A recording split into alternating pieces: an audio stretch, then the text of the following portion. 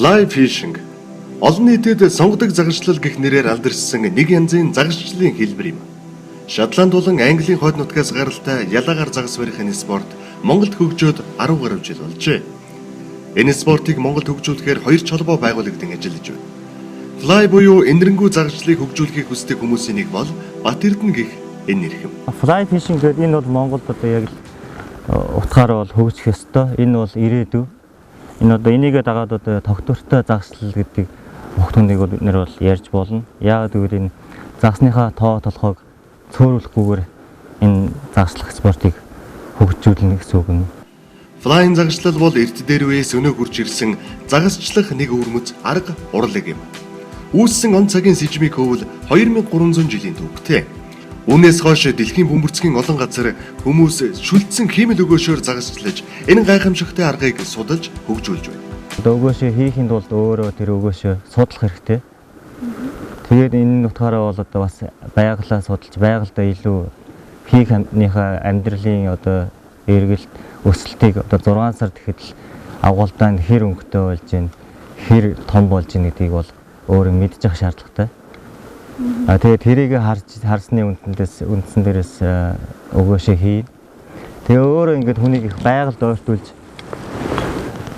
байгаа юм л та. Тэгээ савд судлаач болно. Чухамдаа flying загасчдын голын усны ойролцоо болон усан доор амьдардаг шавж хорхоонуудыг бараг шинжлэх ухааны үүднээс сонирхох.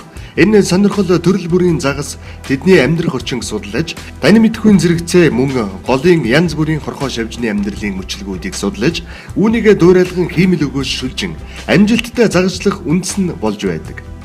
Энгийн загасчлаас ялгарх ялгаа нь өд, амьтны үс, хөөсөн зэрэг материал ашиглаж хийсэн ялаа болон усны зөөлөн бийт, хорхоон дуураймал ашиглаж загасчилдаг явдал юм.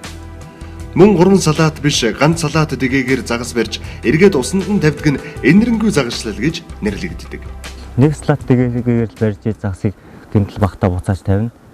Гурван салаат дэгээгээр бариад буцааж тавиад загас нь цаашаа амьдрах магадлал бол ер нь бага. Гурван салаат дэгээ ер нь тэгэл хоёр нь ордог. Нэг нь хоёр дэгээ орсон багт бол нэгийг салгаад бол цаадах нь бол урж ижил авдаг. Тэгээд энэ нэг салаат дэгээгээр ингэж хиймэл өгөөшөө өөрөө хийж одоо энэ өгөөш ороох гэдэг чинь бас их урлаг болтлоо үүссэн байгаа.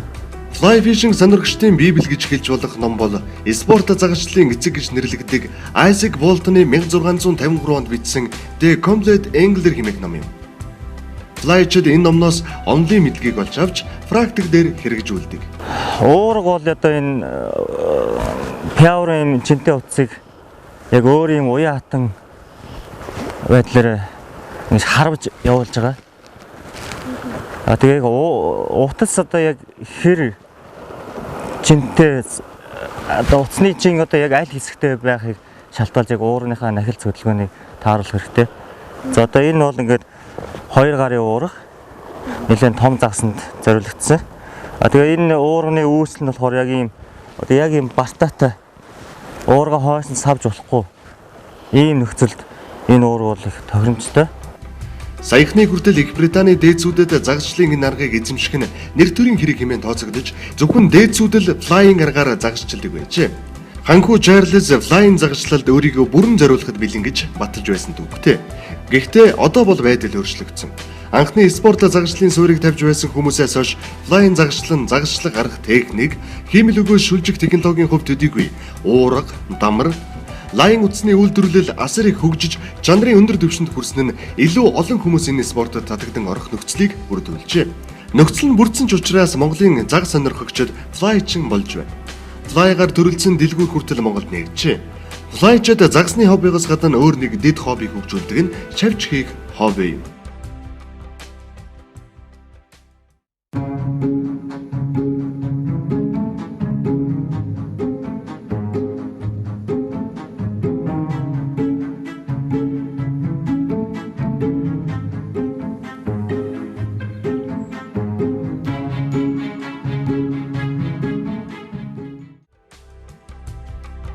Дэгээ ороохон тусдаа шинжлэх ухаан болтлоо хөгжсөн байдаг. Дэгээ ороодог дэлхийд алдартай хүмүүс ч бий. Энэ хүмүүсийн хийцийг харах гэж, сурах гэж дэлхийн өнцөг булан бүрээс fly сонирхогчид зорж очдог байна. Өгөөч их материал нь мөн тусдаа хөгжсөн байдаг. Жишээ нь таны харж байгаа энэ үд гэхэд дэгээ орооход зориулсан тусдаа үйлдвэрийн дахианы үд. Усанд тэсвэртэй хүндэрч норхгүй, татаад тасрахгүй бат бөх. Бугын эрсийг өгөөшөөхөд ашиглах нь элбэг байдаг. Учир нь бугын эрс хүндэрч норхгүй, голоороо хөндөй байдаг байна. Гэхдээ заавал зориултын материал ашиглахгүйгээр өвлийн хувцсны хиймэл зах зэрэг гар доорх бэлэн материал ашиглаж өгөөш ороож болдог. Монголын гол горхуудын загастай бүхий л амьдрал нь холбоотой байдаг өдөрч, хаварч, хоовн зэрэг хэд хэдэн төрлийн ялаа эрвээ хянууд байдаг. Үүний нэг болох хаварч ялааг хийж үзүүлье. Дэгээ ороох гол хэрэгсэл бол инвайс гэсэн нэртэй дэгээ хавчигч диск юм. Дэгээ ороогч бас хэрэглэнэ. Энэ нь хүзүүгээрээ жижигхэн уурстай, хойноо хавчуурахтай хэрэгсэл юм. Дэгээ ороогчтой утсаа сүвлэнэ. Утас нь маш олон төрлийн өнгөтэй өргөн нарийн хэмжээтэй байдаг. Энэ удаад жижиг шавж ороох гэж байгаа болохоор 12 номерын нарийнхан утсан дээр хайж хэрэглэнэ. Дэгээ орооход нэг чухал хэрэглэгдэхүүн нь цавуу байдаг. Жижиг ялаа шумуул хийхэд зориулагдсан бэлэн хөл далавч байдаг байна. Эхлээд дэгээг авчина. Ямар ч дэгээ оруулсан эхлээд суур утсаа сайн бэлдэх хэрэгтэй. Сонгосон утсаа дэгээнийхэн их биед ороож өгнө. Утсан дээр өгөөш нааш цаашаа шувтрахгүй бол маш сайн. Суур утас их биеэ маш сайн цавуудаж бэхлэх хэрэгтэй. Суур утас ороохгүйгээр шууд өгөөшөө ороовол шидэг явцад дэгээнээс өгөөш амархан мултарна гэсэн үг юм. Одоо шавжныхаа их биеийг хийх үлдлээ. Утсаа биетэй болгохын тулд хөвөн шиг нийлэг материалаар утсаа бэлчихэд дэгээгээ ороовол үсэрхийг их бие үүснэ гэсэн. Үсэрхийг их биеэ цавуудаад дахин утсаараа бэхлэнэ. Шавжны тэмтрүүл сахан шиг болтон утсаа ороочход хөлөө хийнэ. Жижиг шавж хийхэд бэлэн хөл далавч ашиглах нь илүү амар байдаг. Энэ удаад жинхэнэ юм шиг харагддаг хаймрын хөл ашиглая. Хаймрын хөлөө их бие дээрээ бэхэлж ороо. Ороосныхон дараа хөлнүүдийн завсраар цавуугаа түргэж бэхлэнэ. Одоо далавчаа хийх үлдлээ. Өгөөш хийгээд тухайн өдрөлд өгөөш болгож байгаа шавж гол дээр буудгүй. Буухтаа ямар байдлаар буудгийг судалсны үндсэн дээр хийж шавжаа сонгодог байна. Жишээ нь намар ихэнд хаварч ялааны далавч бор шоронготой болсон байдаг болохоор далавчаа усан дуустдаггүй пластмастраар буудана. Далавчаа будсны дараа тойруулж хайчлана. Хайжилсан далавчаа хэв оруулагч хавчаараар хавчиж илүү гарсныг нь түлж далавчны ирмэгийг гаргана. Ингээд дэгэндээ ороогоод хаварч ялаа маань бэлэн боллоо. Та жинхэнэ болоод ороож хийсэн хаварч ялааг харж байна.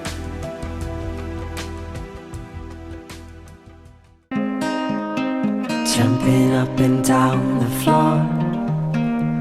My hat is an animal, and once there was an animal. It had a son that mowed the lawn. The son was an okay guy. They had a pet dragonfly. The dragonfly ran away, but it came back with a story to say.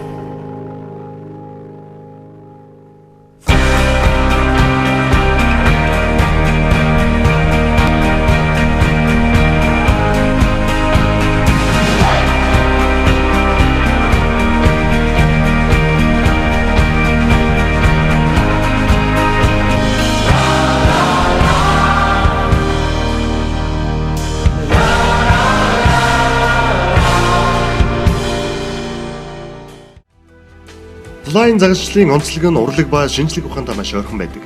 Учир нь ямар ч флайн загасчин энэ спортын үндсэн техник, химийн өгөөшийн зарим технологиг эзэмсэний дараа заавал загас судлал буюу ихтэлиог, шавж судлал буюу энтомолог сонирхон судлаж эхэлдэг. Энд ямар төрлийн загаснууд жилийн аль өдрөлд, ямар сард ямар төрлийн шавжнуудыг хөгжлийн аль шатанд нь идэж хоолдог талаар судлаж мэдэх нь тэдгээрийг дөөрэлгэн өөрөө химийн өгөөшүүдийг шүлжиж өөрийн гараар бүтээсэн өгөөшөөр загас барьж сэтгэлийн таашаал хийх боломжийг олгодог юм. Өгөөшөө бэлтгэхээс гадна хувцас хэрэглээ бэлтгэх нь fly fishing-ийн онцлог. Fly fishing-ийн үндсэн хувцас хэрэглээг одоо та бүхэндээ танилцуулъя. За энэ fly fishing-ийн одоо заавал одоо ер нь үндсэн хэрэгслүүд бол одоо эдгээр хэрэгслүүдээс бүрдэж байгаа. За энэ weather энэ ус нэвтрэлтгүй өмд байна. За ерөнхийд голцоо бол одоо энэ дээшээ компенсац маягтай байдаг. За энэ бол сүүлийн үеийн нано F3, F4, F5 гэсэн сүүлийн үеийн материалаар хийгдсэн амьсгалдаг. Дотроос бол чиг гадагшлуулна. Гаднаасаа бол ус нэвтрүүлэхгүй. Ийм материалтай ийм өмднүүд байдаг. Энэ бол ер нь биед их хэвтэйхэн одоо яг энэ даав өмд шиг зөөлөн байдаг. За энэ өмнө за энэ оймс бол ус нэвтрүүлэхгүй. За энэ дээр юм гутал өмсдөг. Энэ гутал бол энэ оймсыг одоо чулуу хайрганаас хамгаалах үүрэгтэй байдаг. За энэ бол одоо усан дотор удаан байх зорилттой ийм материалаар игдсэн гуталнууд байгаа. За энийг өмсөе.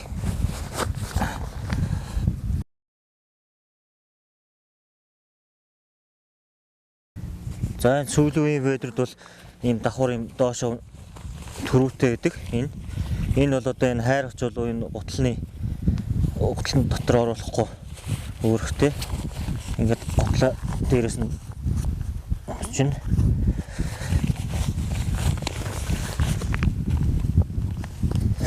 За ингээд за энэ бол одоо усан дотор одоо хэдэн цагч байсан бол энэ нэвтрэхгүй. Өмсгөд их хэвтэйхэн. Ийм за одоо энэ хантааснууд байгаа. Бас олон карматай, арталтай юм том карматай. За энэ бол одоо бас ус чихтэй орчинд удаан байх зорилттой юм нийлэг материалаар игдсэн хөнгөн ийм хантааснууд байдаг. За дотроо бол ийм олон карматай. За энэ хантаазан дээр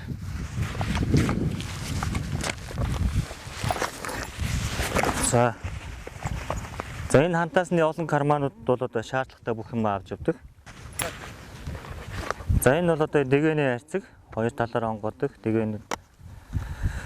За энэ бол ер нь бол одоо том жижиг дэгээнүүд бүх арзмарын дэгээг бол биедээ авч явах хэрэгтэй. За энд бол одоо ингээд дандаа юм жижиг дэгээнүүд.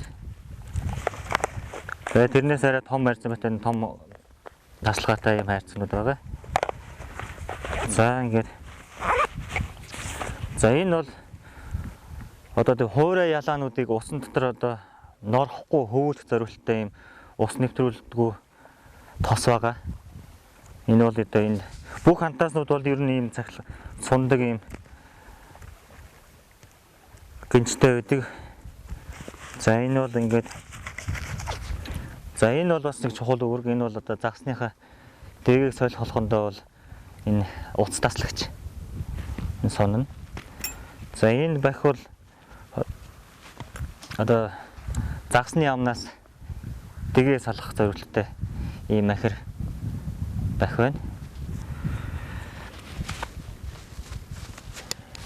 За тэгээд энд бол нүдний шилний карма байна хоёр талтай. За тэгээ арталтай энэ одоо том карматай энд одоо энэ загас барих тороо өөлгдөг юм шинжтэй. За энэ бол одоо ер нь тэгэл загас барихад юу хэрэг болдог бүх юм зориулсан кармануудтай байгаа. За тэгээд энэ пүүртхнүүд байна. За энэ бол мэдээж ус нэвтрэхгүй цахилгаануудтай байдаг.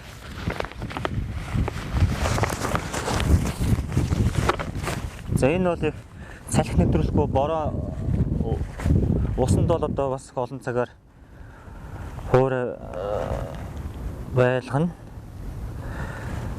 За тэгээд энэ хоёр том карманыхаа уртад бол одоо энэ ус нэвтрүүлэхгүй цахилгаантай.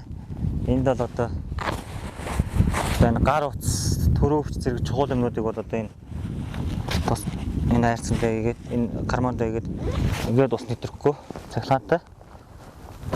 Энэ бол одоо тустай карма байгаа энэ цахилгаантай энэ дотор талаасаа ч гэсэн тустай. За энэ бол дотор талаа бас юм ханцуутай. Энэ ханцуугаар ингээд чангалахад одоо гараа усанд дүүрсэн ч гэсэн ханцуу руу ус орохгүй зорилттой энэ. Яг ижил төрлийн юм аяллаа гүртгийг бодоход хоёр дахин илүү одоо ус чийг даах чанараараа илүү байдаг. Яагаад тэгэхээр загсанд явна гэдэг шиг байгалийн нөхцөл бороо цас нөхцөлд бол зориулагдсан шалгагдсан юм материалтай бүрдүүд байдаг.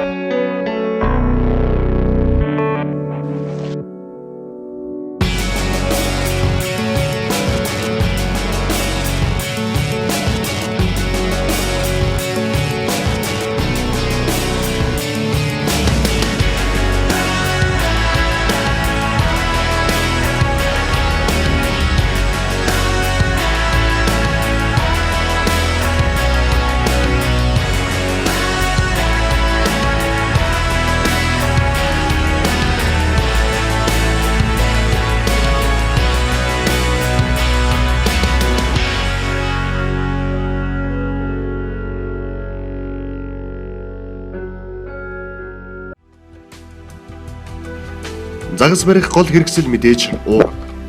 Энгийн уургыг бодвол усанд хөвүүлэх зорилттой урт утсаар ялгарна. Загас барих гол хэрэгсэл маань энэ уурга байна. За энэ бол одоо яг өөр нэгэн гэртэйгээ. За гэр нь бол одоо энэгээр бол ийм hard tube гэсэн маш хатуу бүх хамгаалттай. Хойтол нь бол ийм одоо дамартай уурга шууд их зорилттой ийм поролон зөөлөвчтэй ийм уурганы гэр байгаа. За энэ бол одоо 3 салдаг уурга байна. За уургыг бол нэг нэгээр нь углаад угалсан даруйдаа зөөлөн шахаж өгдөг.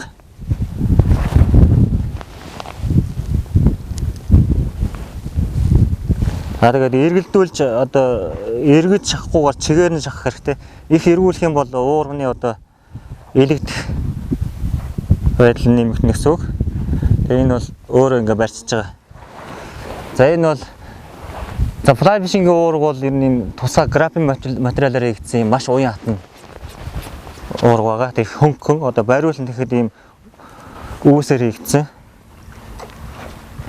За ер нь fly шидэлт бол өдөрт бол ер нь хэдэн зуун удаа савж шиддэг учраас маш хөнгөн байх шаардлагатай. Fly fishing-ийн уурганы бүтц бол ер нь уурга, дамар. За энэ дамарн дотор 4 төрлийн утас орогдно. Урд хэсгээр бүдүүн байдаг. За энэ бол одоо бүдүүн хэсэг нь явж байна. Яг тэгэхээр одоо урш нь жингээ явуулахын тулд за энэ ингээд бүдүүн байна утас нь. За одоо ингээд өнгө нөөрөд ирлээ. Цагаан болж эхэлж байна. Энэ бол одоо цагаан утас нь болохоор хоошо жингүү болж ирж байгаа. Тэгэхээр ер нь уурга бол ойролцоогоор 100 м орчим урт байх хэрэгтэй байна. Дамарнд орогдож байгаа утасны урт. За ийм бүдүүн пяур утсыг 100 м утсыг бол энэ дамарт ороогод бол багтахгүй. Энэ нь болохоор одоо загас дэгээ аваад туйлаад явхад бол араас нь сунгахад бол одоо утас хүрэлцэхгүй гэсэн юм байхгүй. 100 м гүн гэсэн үг. Энэ нарийн утас. Энэ бол ийм даун зөөлөн утас байгаа. За одоо эндээс лидер гээд сатурк утас гарч ирж байгаа. За энэ сатурк утасны дараа одоо үзүүр утас гээд типет гээд арай нарийн утас орж ирж байгаа энэ. Энэ одоо энэ залгцсан байна энэ.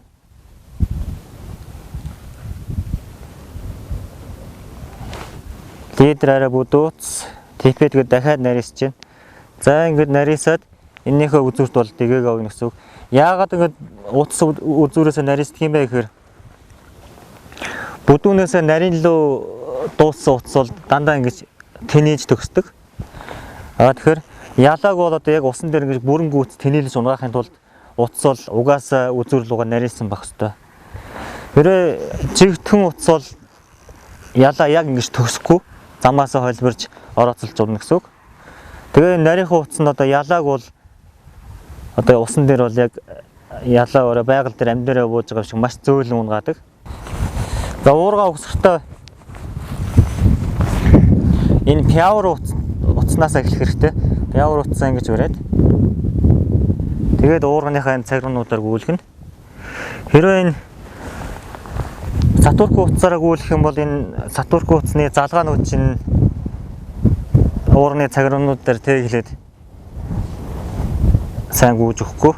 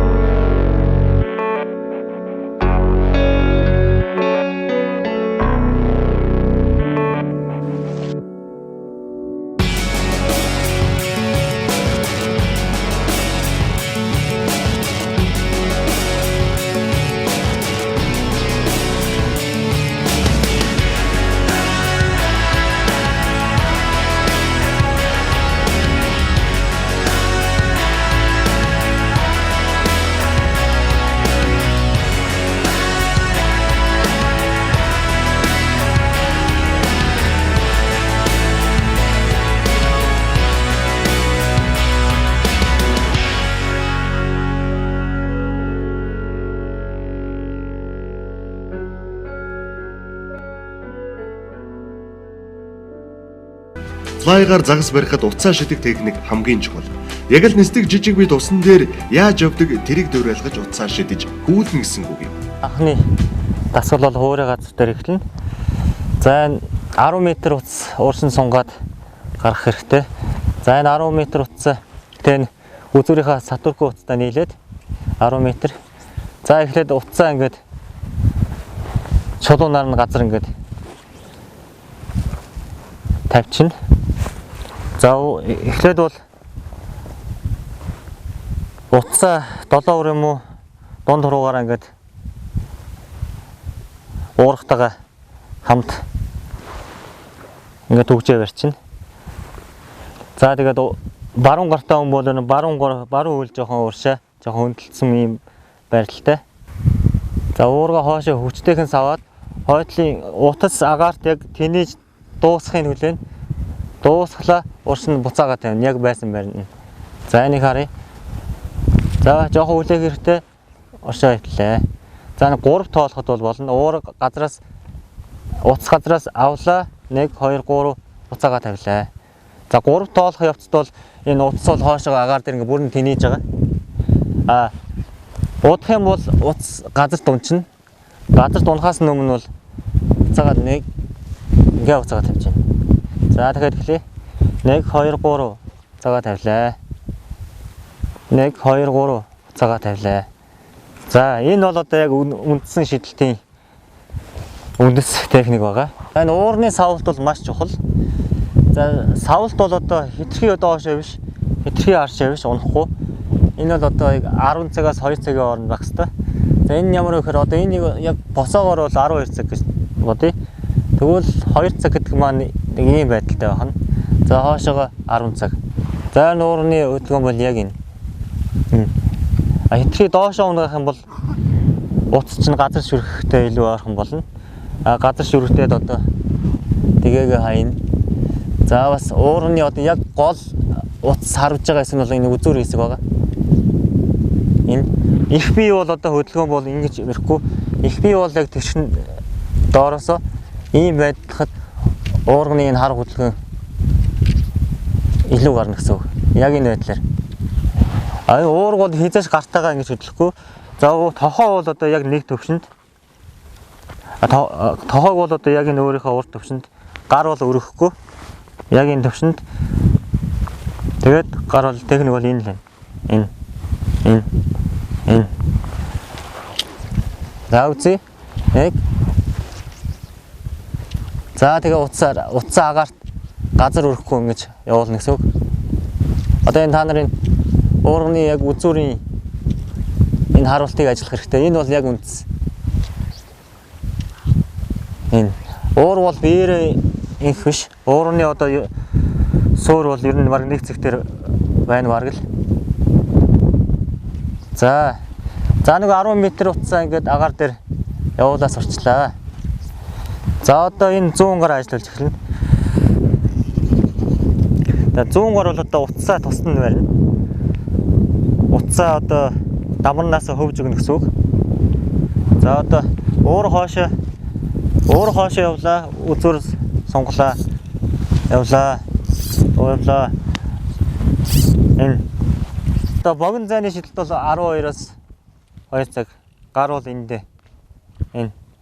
За хоолын зайны шидэлт болохоор энэ гүүх инерцийг сайжруулахын тулд гар бол сонх хэрэгтэй байдаг. Хоошоо энэ ингэ суугч болно. Энэ. За энийг үзье. За одоо гарын байдлыг хараарай. Нилээ ой сонглоо. Флайн загасчлалын аргаар бүх төрлийн загасыг хаач барьж болно. Үүний тулд зөвхөн тохирсон флайн загасчлалын хэрэгсэл арга техникийг эзэмсэн байх шаардлагатай. Флайчин болоод 13 жил болж байгаа уран урагч флай спортын дэлгүүрийн эзэн Бат Эрдэнэтэй хамт Хөвсгөл аймгийн Эгийн гол болоод дэлгэр мөрөнд загасчлаа.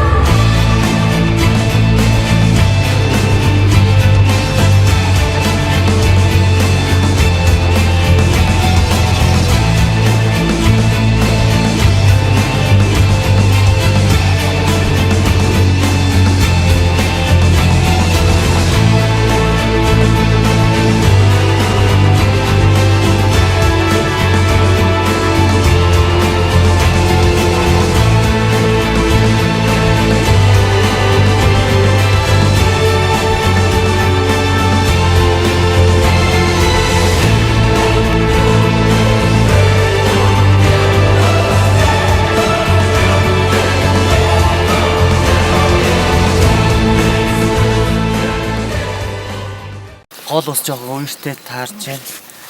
Тэгэж бүрч таг болонгортой биш байна. Ямар ч нэг метр эрттэй гүнзгий газар бол ёроол нэг бүдэг бадаг харагдаж байна. Тэр бас шанс байна гэсэн үг дээ. Энэ удаагийн Fly загшлын гол зорилго нь улаан аманд бүртгэгдсэн гэх тул загсыг барих явдал байсан юм. Учир нь тул загас Монголд баригдаж байгаа хамгийн том загасуудыг бий дэлхийд хулдын овгийн цэнгийг усны хамгийн том загас хэмээн нэрлэгддэг байна. Тул загас дэлхийн загас сонирхчдын хувьд Монголын нэрийн хуудас юм. Дэлхийн загасчдын мөрөөдлийн загсыг эгийн голоос барьсан юм. Бидний барьсан тул метр 20 см-ийн үрттэй залуу тул байлаа. Тул одоо манай Монголд байгаа хамгийн дэгэнд баригдаж байгаа хамгийн том загас. Ер нь дэлхийд бол одоо тул бол яг энэ хулдын овгийн бол одоо цэнгэг усны хамгийн том загас бол тул байгаа. Тэгээд энийг бол барихт мэдээж барахалтай байлгүй яг уу тэгээд загасчиг үний л одоо хамгийн гол зорилго одоо дээд амжилт дангийн дээд бол тул.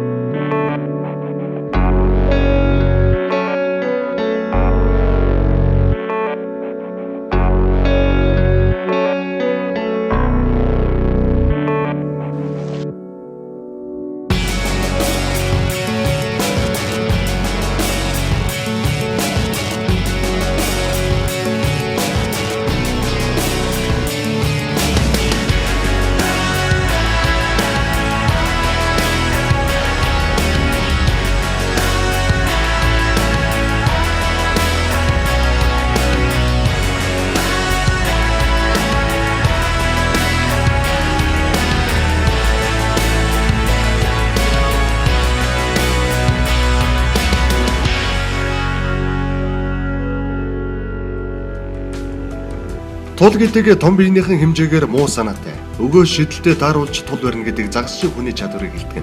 Загасчдын хувьд тул барих нь чон агнахтай ижил хиймэртэй байгааг мэдэрлээ. Бат Эрдэнэ 2 дахь удаага тул барьсан нь энэ юм. Голоос бол яг өсөж өмгөж байгаа тул бол загас бол энэ манай тул загас л байна дээ. Энэгээр бол яг флайчдын бол одоо яг их мөрөөдөл болсон загас. А бусад том загсууд бол энэ голцоо доогуур өгөөшөр барьдаг. А тэгээд усан дээгүүр одоо хөвүүлж барьна гэдэг чинь одоо өөрийнхөө дэгийг хаана явж гэн загас одоо яаж өмгөх чинь гэдгийг бол өөрөө бол харж идэг. Энэгээр бол одоо манай тул загас бол дэлхийд хамгийн онцлогтой. Олон төрлийн тусгай мэдлэг мөн спортын ур чадварыг шаарддаг загасчлалын энэ арга нь байгальд дуртай хүмүүсийг нэгтгэхээс гадна тэдний эх орныхон гол улс байгалийн бусад нөөцөд хариуцлагатай ханддаг болоход өөрийн хувь нэмрээ оруулдаг гэж үздэг. Өнөө үед Монгол эх орны маань олон голгоор хатаж ширгэж байгааг зэрэгцээ.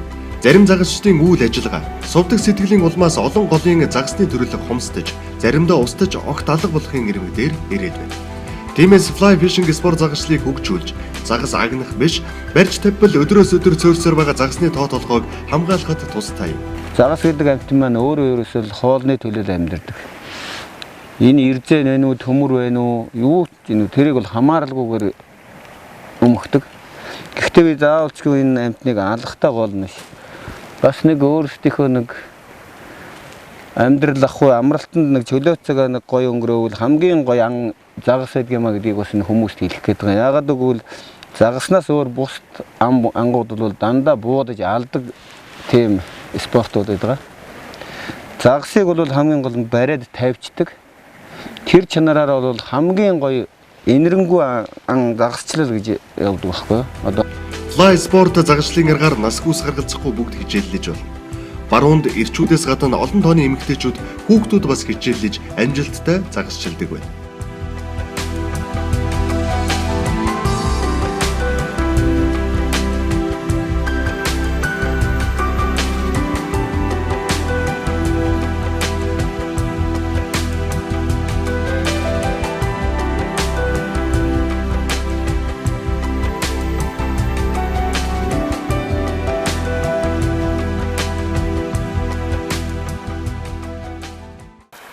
Одоо би анх удаа палаероо хийж үзлээ. Палаероо хийхэд бол бас нэг өөр мэдрэмж, өөр шинэ мэдрэмж гэдэг юм уу. Тэгээд нэг салат тэгээд ярихад загсандаа хог хөнөөлн багтаа. Тийм болохоор нэг салат тэгээд ярихад загсандаач барьж байгаа хүндэч илүү их өөр мэдрэмж төрүүлэх.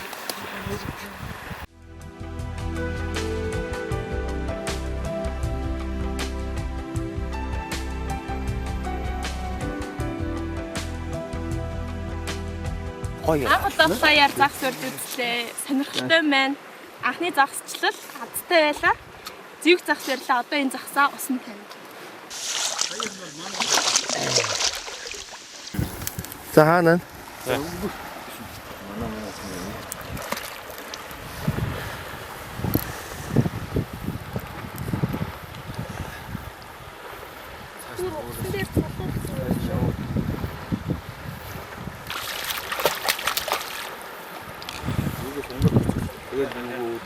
Таавла.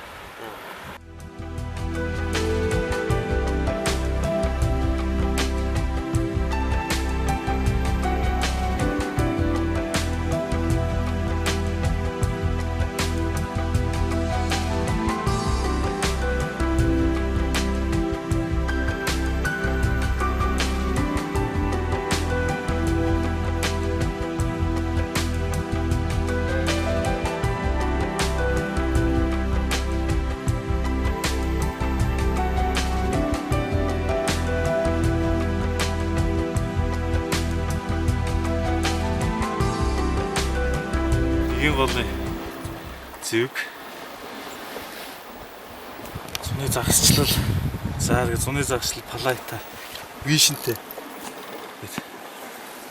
чина зэвг ла сэтгэл өндөр байна.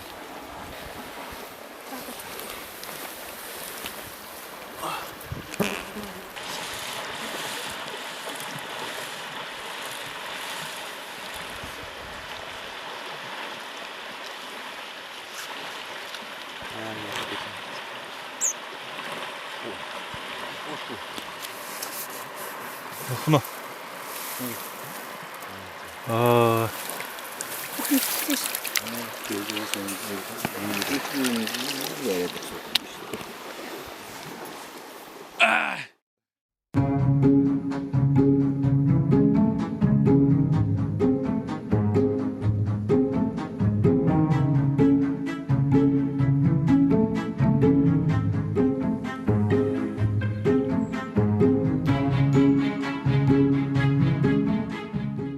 Хэрвээ хөгжмөр урлагаар энийг ойлгодог бол энэ бол ерөөсөө сонгодог урлаг юм аа л гэж хэлж байна. Спиннингийн уургадагээр одоо ингээд загас байхад бол одооны хэллэгээр бол ер нь Европ поп одоо тийм цахилгаан хөгжим тал руугаа юм аа гэдгийг л би тухайн үед мэдэрч.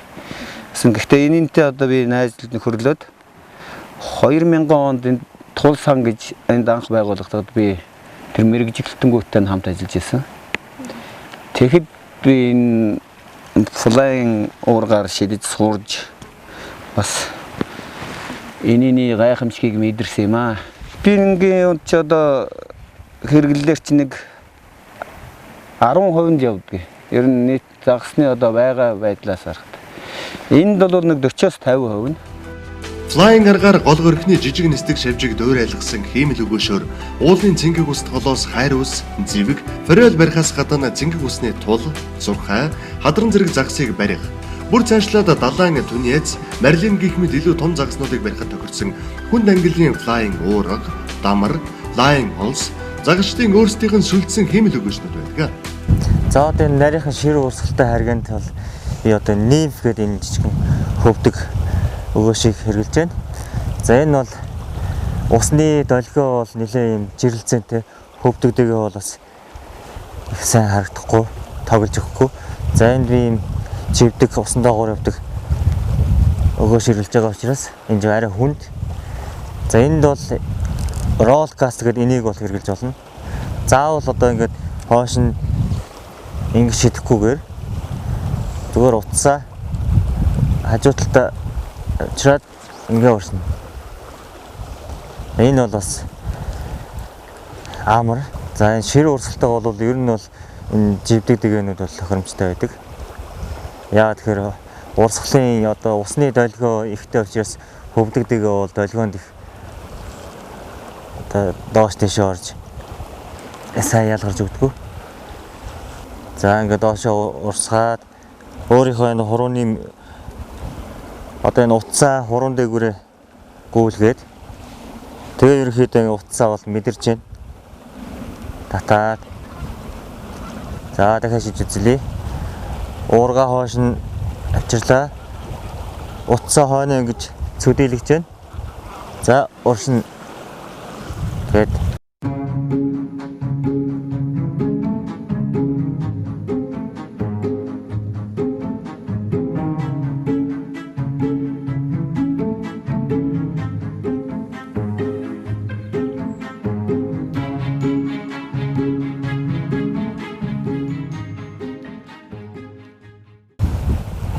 загас одоо яг одоо мэрч өмгөж байгаа нь бол яг энэ хуруунд дээгүүр бол мэдрэгдэн нуцсан. Өгөөш усанд ороод татж байгаа үед бол уурны үзүр бол дандаа доош явах хэвээр. Энэ бол загас одоо орлоо гэхэд дээш нь татах юм зайны нөөцтэй байна гэсэн үг. Одоо ийм ингэж барих юм бол хоошоо бол нөөцгүй болно. Тэгэхээр уурга доош явах загас өмглөхэд дээш ингэхэд бол тохиромжтой. За ингэж явж байна. За нэг орлоо татлаа. Энэ бол ийм байх хэвээр. Уурганы үзэр бол байнга доош байгаа. Энэ бол хизээш одоо энэ загсыг бол содруулахгүй энэ уурганы нарийн үзүр. Одоо уурганы мөхсийг бол одоо биедээ наачна. Тэгээ утсаа бол хуруугаараа төгжээд барьчихна. Тэгээ уурга бол дандаа энэ мултарчлаа. Уурга авчирлаа. Уурганыхаа доотлол утсаа цөдийлгэлээ. Оршоо. За энэ. За нөгөө талдаа үзье. Уурга авчирлаа. Утсаа цөдийлгэлээ хойдолтой. Оршоо. За тэгээд утсаа татахтаа бол хуруунд дээгүүрээ мэдэрнэ. Жоохон. За энэ загас орчих шиг боллоо. Жижигэн загас. Жижигэн. За арай. Энэ бол нэг жижигэн загас байна да энэ.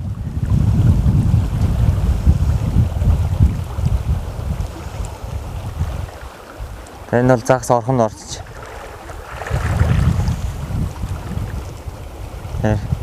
За энэ бол нэг жижигэн загас. Жижигхэн одоо хадир юм уу төө өрөөний загас юм шиг байна энэ. Энэ юм.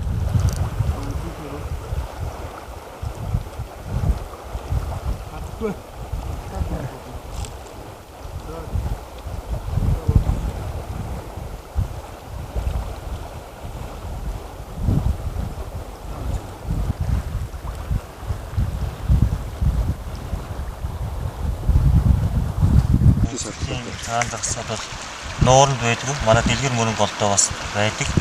За энэ бол одоо энэ хадраас бол том хайрстай. Одоо голоороо ийм зураастай.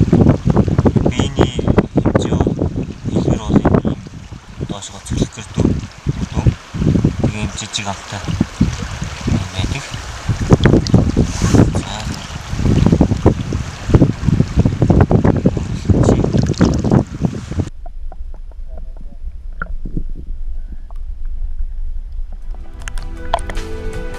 Флай загасчид барьсан загасны том баг гэхээс илүү загасны бүх үйл хөдлөл, зуршил ямар шавжийг тухайн үед илүү үзэж хооллож байгааг урдаас танин мэдэж гайхалтай адилхан сүлдсэн өөрийн гарын өгөөшөөр түүнийг барих нь хамгаас чухал нэр хүндтэйд тооцогддог юм. Спорт, шинжлэх ухааныг хослуулсан загасчлын энэ гайхамшигтай арга нь бусад спортын нэгэн адил хиймэл өгөөшүүдийг шүлжих технологи ажиллагаа, шидэлтийн техникүүд, барих арга барилуудаа байнга сайжруулж давтаж байхыг шаарддаг юм. За энэ бол энэ сайхан том зэвгэн. Зэвгний хэмжээнд бол их л хамгийн том доо.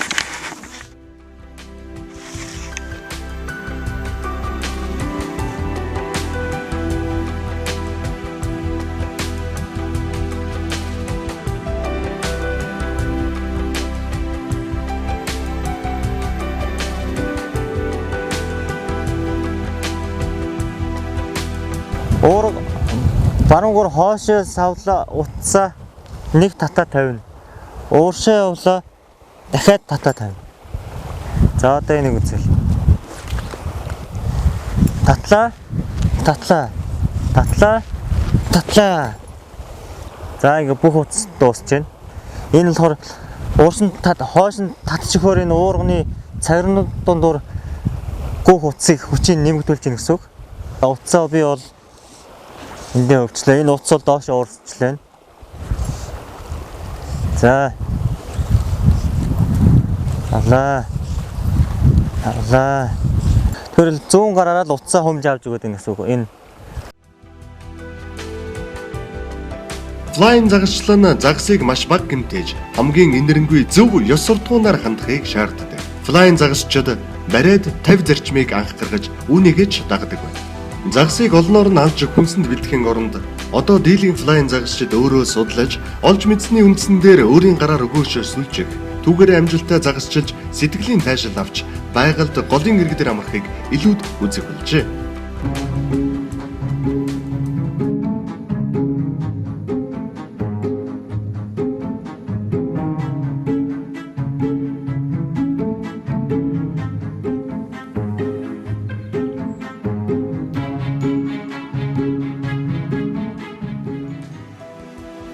Орчин үеийн fly fishing-д ялаа гэдэг ойлголт нэлийн өргөн утгатай ба үүнд усны зөөлөн биетэн болон жижиг загас зарим мэрэгчдийн төрөмдөд хүртэл багтдаг байна.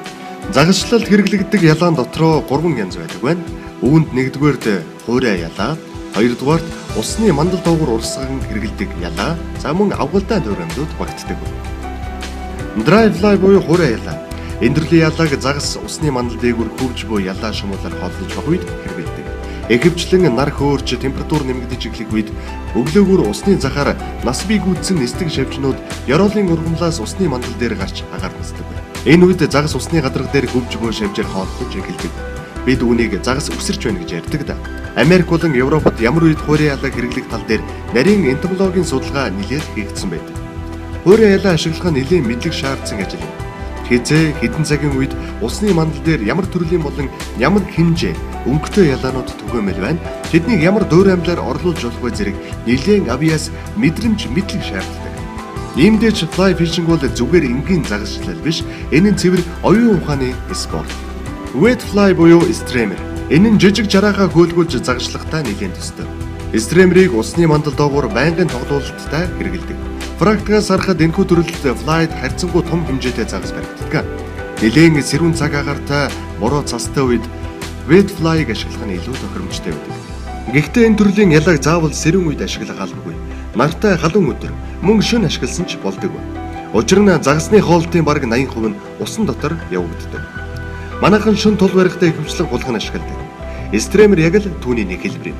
Энэ төрлийн ялаанд ерөнхийдөө жижиг жараахай, могоо жараахай, томоохон хорхоо шавж, хэрэм, хулган зэргийн дөөрөмлүүдээс бүрддэг. Намп буюу авгалдаан дөөрөмл. Энэ төрөлд янз бүрийн шавжны авгалдаа үеийн хэлбэрийг дөөрэлгэж хийсэн усны ёроолоор урсгах зориулттай ялаа багтдаг. Дэгэндээ шар утас ороож загас барьдагтай төсөөтэй арга юм. Авгалдаан дөөрөмлийг хэрэглэхдээ хуурай ялааг яаж ашигладаг? Яг л түүнтэй төсөөтэйгээр тухайн загасчлах үед ямар төрлийн ямар шавж, хөгжлийн ямар шатантай байгааг ажиглаж байж загасчлах ялаагаа сонгодог. за энэ араас салхитай байна. За араас салхитай үед бол энэ нэг юм амархан шийдлийн нэг байдаг. За уурга чичгөөд салхины өөдөөс утсаа сугсарч дээш нь хайж өгдөг. Энэ. За энэ харж байна уу? Тэгэхэд тач авчирлаа. Салхины өөдөөс утсаа дууруулаа хайн салхи утас аяндаа өөр утсыг салхи өөр аяндаа утсыг чинь аваад явчихж байгаа. Салхитай үед бол шийдэлтийг ялааг бол айл болохоор дээш нь хайж өгөх хэрэгтэй. Тэгвэл салхи бол салхины уруу их дугдж байгаа. Утсаа хоош нь татаад дуусаг багт нь хөдөлгөөний өргөжтүүлнэ. Хөдөлтөд авчирлаа. Араас салхитай байна. Өчтэй салхитай байна. Нэг техник нь бол салхи руугаа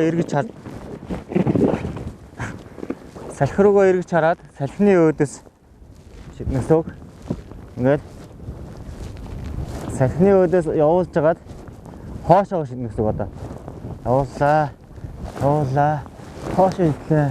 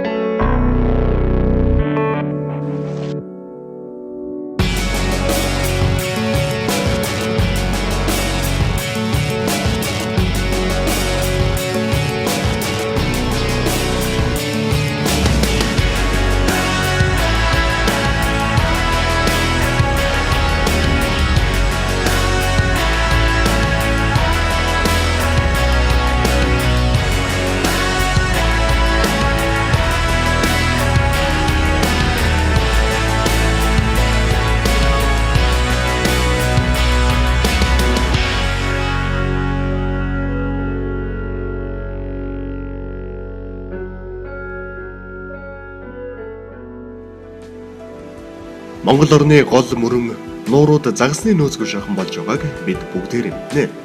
Загасыг бизнес зорилгоор, ялангуяа гадаадад гаргах зорилгоор хууль бус аргаар хууль бус олноор барьж хядаж байгаа нь энэхүү эмгэнэл дүр дагаварт хүргэж байна. Өнөөдөр гол нуурын хар усан тохоо бүр хууль бус эзэнтэй болж тэнд өдөр шөнөгүй тор татаастай байж байна. Зөвхөн тороор агнах төдийгүй дэлбэлэх зэрэг хууль бус аргаар загасыг хядаж байгаа нь зарим төрлийн загасыг устдах аюулд хүргэж мэдхээр байна. Уул уурхайн хууль бус олборлог үйлдвэрүүд ч үүнд ихээр нөлөөлж байна. Саяхан дэргэдэх голоосоо загас барьчихдаг байсан бол өнөөдөр хэдэн зуун километр яваад ч ганцхан хоосон ирж мэдхээр болсон байна. Бидэнд загасчлах газар, барих загас үгүй болж мэдхээр байна. Иймээс бид загасаа аварч, загасаа үржүүлж сурах хэрэгтэй болж байна. Бид 2008 оноос Жармгаан цөөрөм нэртэй нөхөрлөл байгуулж, загас үржүүлэх ажлын туршилтыг хийж үзсэн юм. Болохоор юм байна. Энэ оноос уг ажлаа нэлээд өргөжүүлж, загасны төрс, жармгааг үржүүлэн гол усанд нийлүүлэх, спорт загасчлал хөгжүүлэх талаар нэлээд ажил хийхээр төлөвлөж байна. Бидэнд мэдэхгүй чадахгүй арга туршлага дутагдах явдал байнга тохиолддог. Иймээс загас сонирхчдоосоо арга туршлага мэдлэг чадвараа хуваалцахыг хүсч ийхүү хандаж байгаа нэ. Загас үржүүлгийн талаар бид бас баггүй арга туршлагатай болсон болохоор та бүхэн хэрвээ бидэнд хандвал мэддэг чаддаг бүхнээ сэтгэл харамгүй хуваалцах бол